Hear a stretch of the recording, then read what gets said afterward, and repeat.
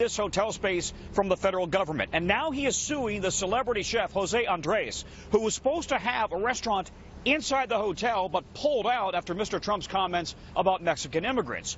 Just as there are questions about whether Mr. Trump, soon to be the president, can continue to lease this hotel space if he is both the landlord, the president, and a tenant. It's the biggest, boldest new landmark in the nation's capital.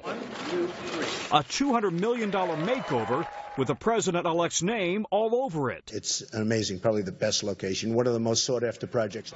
But the president-elect is in a legal battle with celebrity chef Jose Andres. He's suing Andres for reneging on to open a restaurant at the hotel after Trump made these comments about Mexican immigrants. They're bringing drugs, they're bringing crime, they're rapists. Trump sued Andres and another chef for pulling out of the deal.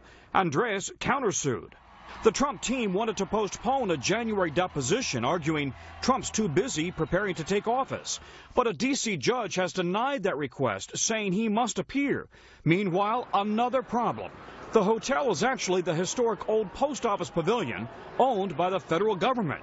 The question now, can the president lease the hotel from himself? The 60-year lease will be breached the moment he steps into the Oval Office unless he completely divests his ownership interests. House Democrats say officials at the General Services Administration, which controls the lease, have said Trump will breach the terms of the lease unless he divests.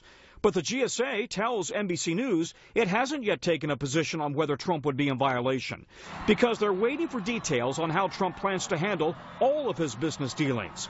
Still, Democrats point to the lease itself, which reads, "No elected official of the government of the United States shall be admitted to any share or part of this lease."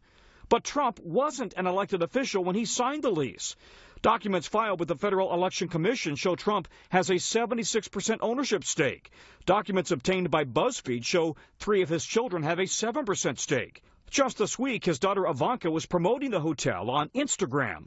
Among the concerns, will foreign diplomats feel compelled to stay at the Trump Hotel? If foreign governments want to stay there, now they've got a pipeline to literally enriching the President of the United States and a currying favor with him. Yeah, the Trump team has not yet commented about this controversy involving the lease. Meanwhile, the chef involved in this dispute, Jose Andres, has suggested that he and Trump drop lawsuits and instead donate to veterans. But the Trump team has not yet responded to that particular offer as well.